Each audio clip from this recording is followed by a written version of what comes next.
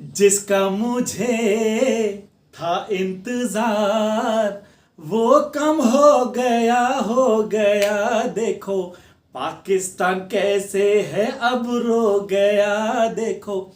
बहुत बहुत बधाई आप सभी लोगों को, जिसका मुझे नहीं पूरे देश को इंतजार था। आखिर काम वो काम हो गया। पाकिस्तान के घर में घुसकर मारा, सर्जिकल स्ट्राइक ऐसे की कि उसके 9 जगहों पर ऐसी बमबारी हुई, यानी कि पूरा का पूरा जो खेल था 25 मिनट के अंदर उनको पता ही नहीं चला कि आखिरकार क्या हो गया। 25 मिनट के अंदर पाकिस्तान के 9 ऐसे जो आतंकवादी गतिविधियां चलाते थे उन जगहों पर ऐसी बमबारी हुई, ऐसी स्ट्राइक हुई, कमाल हो गया साहब। इस समय पूरे विश्व के अंदर चर्चा है और अभी भी पाकिस्तान कह रहा है, उनके रक्षा मंत्री का कहना है। क्यों? क्योंकि अब जो डर है वो सता रहा है। वहां के लोगों का ये कहना है, पाकिस्तान की आवाम चाहती नहीं कि कुछ ऐसी बमबारी हो, हिंदुस्तान की तरफ से कोई आक्रमण हो, लेकिन अभी भी जो वहां के जो टेररिस्ट, जो जितने भी संगठन हैं, उनके आकाओं का कहना है कि हम मुंह तोड़ जवाब देंगे, ये देंगे। लेकिन इसी में पीछे से जवाब आ जाता है पाकिस्तान के रक्षा मंत्री का कि अगर हिंदुस्तान ये हमले रोक दे तो हम जवाब नहीं देंगे। अरे साहब, हमने तो पहले ही कहा था, हम तो आपको बताकर मार रहे हैं। हमने ऐसे थोड़ी पीछे चोरी छुपे हमने कोई काम किया है। जिस तरह से आपने जो नापाक का एक हरकत करी, हमने कहकर मारा। और इसकी जानकारी ऐसा नहीं कि किसी को नहीं थी, इसकी जानकारी बाहर के जितने सारे अच्छे अच्छे देश है ना, उन सभी को जानकारी दी गई थी और कहकर हमला किया साहब। मंगलवार की रात बुधवार की सुबह, यानी कि 7 मई आप कह सकते शुरू हो गई, लेकिन वो 6 तारीख की रात, यानी कि ऑपरेशन सिंदूर जिसका नाम दिया गया। आप सभी लोगों को याद होगा कि 22 अप्रैल की वो पहलगाम की वो घटना, जिसने पूरे विश्व को हिला कर रख दिया, जिसने पूरे विश्व को पाकिस्तान की थू थू कर दी कि उसकी इस कायराना हरकत की वजह से आज खुद उसकी आवाम उसको दोष दे रही है। आज खुद उसके जितने भी बड़े बड़े अंतरी मंत्री शंत्री जिहाद वाले लोग जितने भी है, वो सब छिपते फिर रहे हैं, क्योंकि उनको जगह नहीं मिल रही है। उनको पता है कि अब इसका जो अंजाम है बुराई होगा। और फिर ये आप सभी लोग जानते हैं, बुरे काम का बुरा नतीजा ये हुआ ही है और होकर भी रहेगा।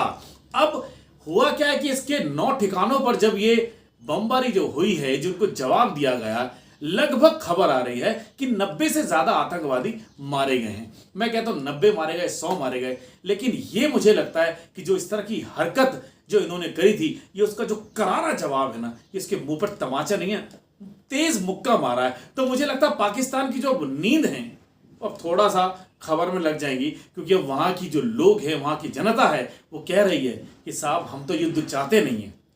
होगा क्या, उन कुछ गंदे लोगों की वजह से पूरे मुल्क को भुगतना पड़ेगा। लेकिन फिर भी हिंदुस्तान ने इतने एहतियात बरते कि किसी भी एक आम नागरिक को कोई नुकसान ना पहुंचे। और ये सब जानते हैं कि हिंदुस्तान इन सब बातों का ध्यान रखता है और ये सब काम उसने बखूबी किए हैं। तो इसलिए भारत माता की जय, जय हिंद, जय हिंद सेना और वंदे मातरम। आप सभी लोगों को बहुत बहुत बधाई। पूरे देश इस समय गूंजा पड़ा है, कहते हैं कि सब जगह पर जय हिंद जय हिंद जय हिंद के नारे हैं और सब जगह पर एक ही है। चाहे इस समय विपक्ष की बात करें, चाहे पक्ष की बात करें, सभी सरकार यही चाहती है कि आपने पाकिस्तान को जो जवाब दिया है एक काबिल तारीफ है। तो मैं बधाई देना चाहता हूं देश को, बधाई नरेंद्र मोदी जी आपको, बधाई आपकी पूरी टीम को, और बधाई हमारी सेना को जिन्होंने कर दिखाया और घर में घुसकर मार के दिखाया।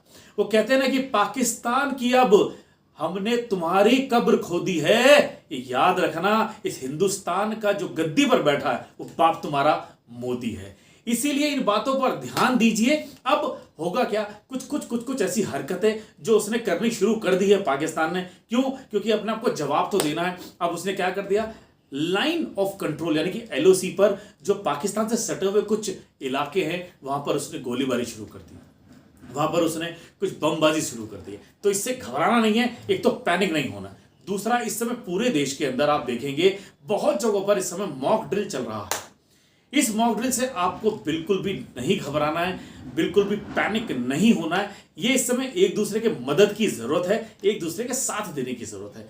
दिल्ली में भी आज 11 शहरों के अंदर कई ऐसे जिलों में आप देखेंगे कई सारे सरकारी स्कूलों के अंदर मॉक ड्रिल चल रहा है। उसका साथ देना है जो सिविल डिफेंस के कार्यकर्ता है उनका साथ देना है, जैसे जैसे वो कहते हैं उनका आपको साथ देना है। साथ देंगे तो ये बहुत बड़ा कोई ऐसा वो नहीं है जिससे, मतलब मॉक ड्रिल है, एक अभ्यास है, एक आपको लर्निंग प्रोसेस है, आपको मिल भी जाएगा। जिस तरह से देखा जाता है, और मेरे को बहुत अच्छी तरह से याद है, मेरी मम्मा से मेरी बात हो रही थी, उन्होंने कहा कि बेटा 1971 के अंदर ये मेरे सामने, मतलब उनको उनकी आंख देखी है कि उस दौरान भी 3-3 फुट गड्ढे करवा दिए जाते थे और उसमें छुपने को बोल दिया जाता था। और कहा जाता था कि उस दौरान कि अगर आपके जो घर का चूल्हा है वो, मतलब शाम होने से पहले पहले उसको कर लीजिए ताकि धुआं ना उठे, कहीं पर रोशनी ना हो, इस तरह की वो हरकतें उन्होंने पहले बताई थी। अगर बाई चांस के बाद मॉक ड्रिल आपको चलता है और आपको अगर कुछ ऐसी खबरें आती है कि आपको इस समय क्या करना चाहिए, तो सावधानी के तौर पर सुरक्षित रहने के लिए कुछ नियम हैं। जैसे नियम पहला होता है कि अगर आपको लगता है कि हमले की भनक आपको लगती है तो कोई तहखाना, आश्रय केंद्र, सबवे या ऐसी जगह पर आप शरण ले ले ताकि जहां पर आपको छुप जाए। अगर कुछ नहीं है तो मजबूत दीवारें और बिना खिड़की वाली इमारत के पास भी आप जा सकते हैं। नियम 2, हमले की चेतावनी रद्द होते ही आप आश्रय में जा सकते हैं, तब तक जब तक कि आपको सूचना ना दी जाए कि आप चले जाएं, नहीं तो आपको वो जगह नहीं छोड़नी है। नंबर 3, आपको अपने साथ एक ऐसा सूटकेस जिसके अंदर कुछ जरूरी दस्तावेज, पानी, खाना, दवा, टॉर्च, ये सब आपको होनी चाहिए जो कि बैटरी से चल जाएं। इन सब सुविधाओं को अगर आप ध्यान में रखेंगे तो ये सब ठीक हो जाएगा। आज सभी समाचार पत्रों के अंदर ये सारी जो खबरें हैं आपको पता लग जाएगी। अगर आप आसपास भी इन इलाकों में रहते हैं, जैसे कई सारे आज एरिए हैं जो उनको थोड़ा सा आज मार्गदर्शन किया गया, उनको थोड़ा सा देखा गया, को चिन्हित किया गया कि भाई कौन कौन से स्पॉट्स हैं जहाँ पे जाकर ये मॉक ड्रिल किया जा सकता है। तो अगर कुछ ऐसा मॉक ड्रिल आप देखें तो आपको पैनिक होने की ज़रूरत नहीं है, आपको साथ देने की ज़रूरत है।